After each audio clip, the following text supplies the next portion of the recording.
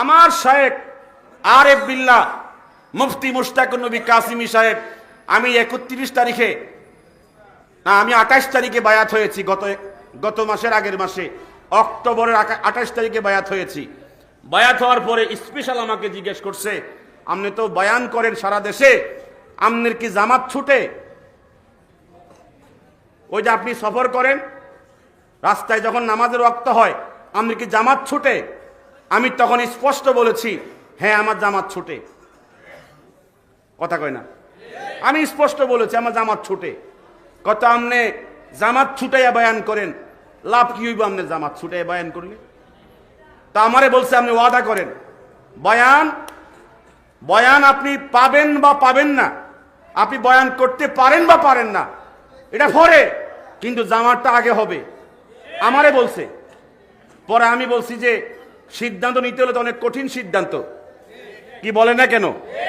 আমারে বলতেছে আপনি পারবেন কিনা, যদি প্রয়োজনে বয়ান থাকতে হয় তারপরও জামাত আপনার মিস হতে পারবে না। আমি তখন বলেছি যে হুজুর আপনার হাতে আমি বায়াত হচ্ছি এই শর্তে যে আমি জামাত যেন না ছুটে, আমি সর্বাত্মকভাবে চেষ্টা করব। আমার তখন বুধোদয় হয়েছে, এরা হচ্ছে শায়েখ উপযুক্ত। কথা কন না কা? একজন ব্যক্তির জামাত ছুটবে না, তাকবীরে উলা ছুটবে না, তার জিন্দেগির প্রত্যেকটা অক্ষরে হিসাব নিবে, এরা শায়েখের উপযুক্ত। আমি হুজুরের সাথে পহেলা নভেম্বর আমি গিয়েছি চট্টগ্রামে, ওই যে আলামিন সংস্থায় বায়ান করার জন্য। আমি হুজুরের গাড়িতে ছিলাম।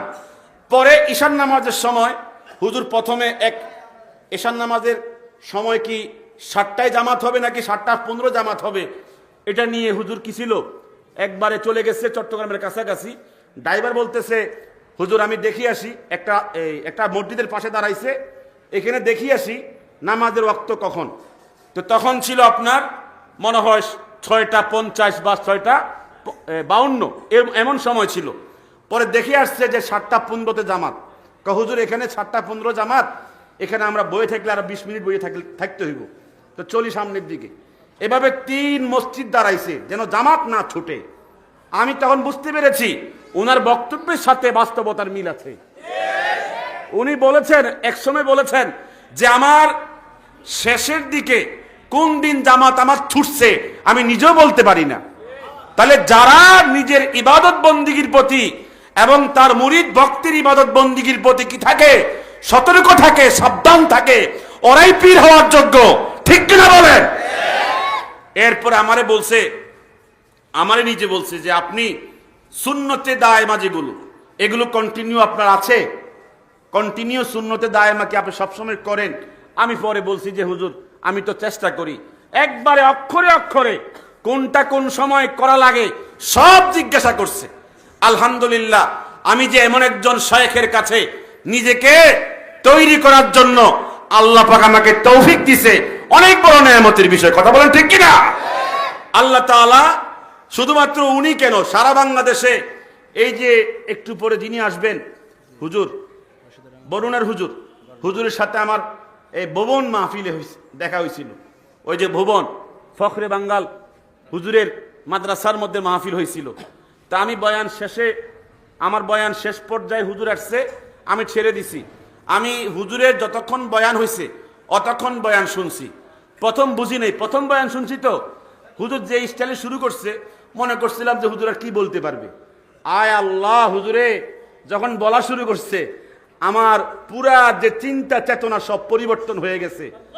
আমি বুঝতে পেরেছি, কারণ কথা থেকে বোঝা যায় একজন ব্যক্তির ভিতরে কি আছে। কথা কর না কা? আমি খুবই উনার প্রতি দুর্বল হয়ে গেছি। পরে হুজুরে বয়ান শেষ, দোয়া শেষ, তারপরে গিয়ে আমি সেখান থেকে বিদায় হয়েছি। এজন্য সারা দেশে আলহামদুলিল্লাহ দেওবন্দের, আমাদের এই দেওবন্দি সিলসিলার মধ্যে প্রত্যেক জেলায়, প্রত্যেক উপজেলায়, প্রত্যেক ইউনিয়নে এমন অজস্র আল্লাহর ওয়ালা, আল্লাহর ওলি আছে না নাই? এজন্য আমি আপনাদের বলবো কি কথা, আমি তো কোনো বিষয়ের উপর কথা বলার সুযোগ পাচ্ছি না আজকে। আমি গত কয়েকদিন আগে বলেছি 21 বছরে আমি যারা আমাকে রিসিভ করতো মাহফিলের মধ্যে, দাড়ি নাই, চোর, গুন্ডা, বাটপারের মতো। আর এখন আমি দেখছি 1 মাস মাত্র মাহফিল করছি, ওমা যেখানে যাই সব আল্লাহওয়ালা, তলিবুল ইলম কি আল্লাহওয়ালা চেহারার দিকে তাকালেও মায়া লাগে। আমি তখন নিজেকে প্রশ্ন করি, কার সাথে ছিলাম এত বছর, কাদের লগে ছিলাম মিয়া, কষ্ট লাগে মিয়া।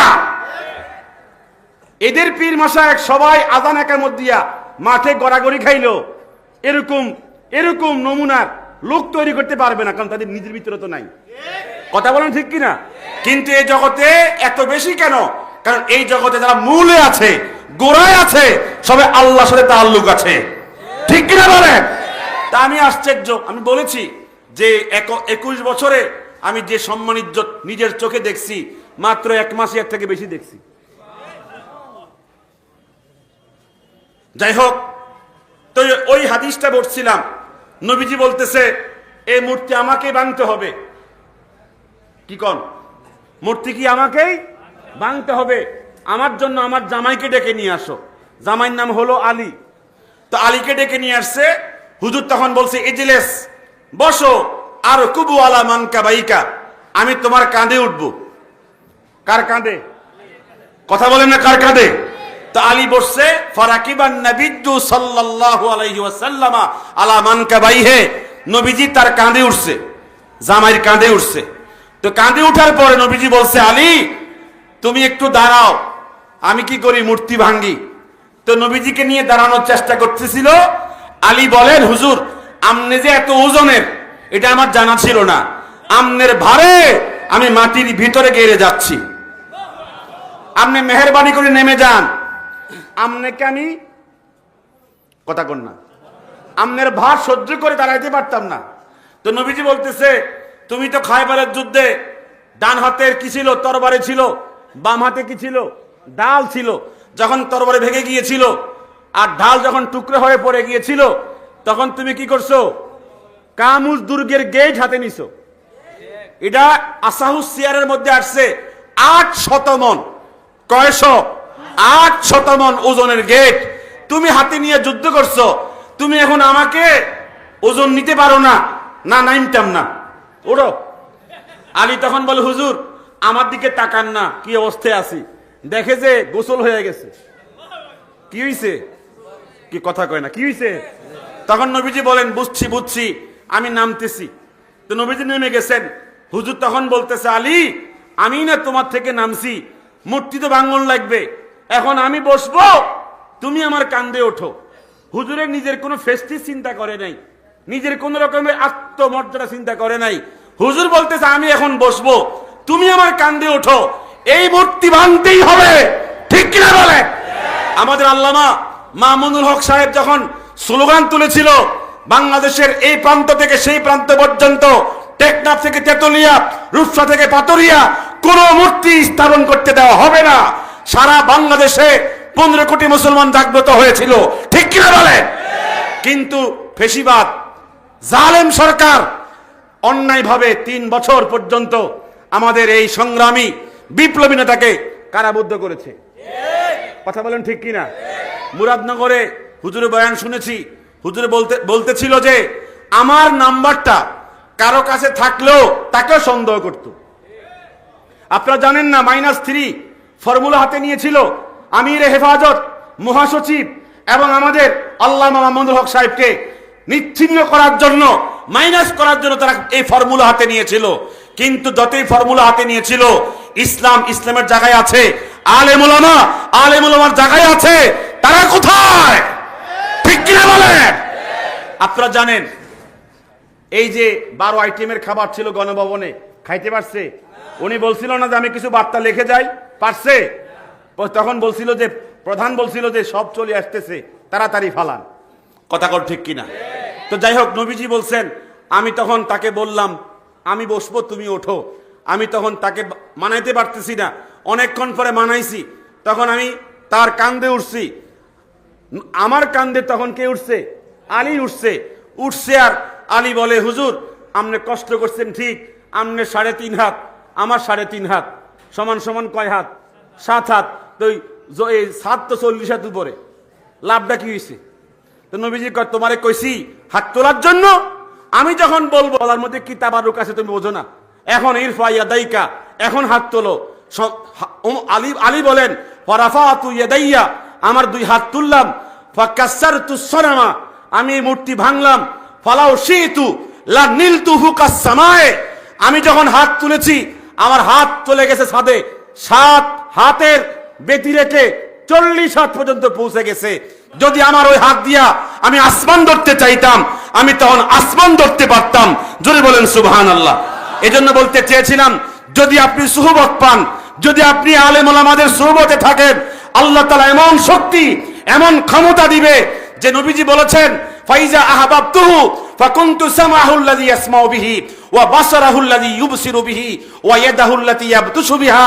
যখন ব্যক্তি আল্লাহর ওলিদের সুহবতে থাকে, এই ব্যক্তি এত আল্লাহর প্রিয় হয়ে যায়, আল্লাহর চোখ ওই বান্দার চোখ আল্লাহর চোখ হয়ে যায়, ওই বান্দার কান আল্লাহর কান হয়ে যায়, ওই বান্দার অঙ্গ প্রত্যঙ্গ আল্লাহ পাকের অঙ্গ প্রত্যঙ্গ হয়ে যায়। ঠিক কিনা বলেন? আল্লাহ তাআলা যেন আমাদের সকলকে ওলামায়ে হাক্কানির সুহবতে থাকার তৌফিক দান করেন। আজকে আমি এখানে এসেছি, আমি যেন আপনাদের পাশে ইস্তেকামতের সাথে। আমারে হুমকি দিয়েছে 15 দিন, গত মাসের 17 তারিখে 15 দিন শেষ হয়ে গেছে। কয় আপনাকে এই করা হবে, সেই করা হবে। 15 থেকে আজকে কয় তারিখ? 6 তারিখ, প্রায় আরো 20 দিন চলে যাচ্ছে। আমি তখন তারে ফোন দিছি, কি আপনার খবর কি? কথা কর না। তারে ফোন দিছি, কি আমরা তো 15 দিন শেষ হয়ে গেছে, আপনার খবর কি? আপনি কোথায়? আল্লাহ পাক যেন আমাদের সকলকে হাক্কানীদের পথে ইস্তেকামাত নসিব করেন। সকলে বলেন আমিন। আসসালামু আলাইকুম ওয়া রাহমাতুল্লাহ।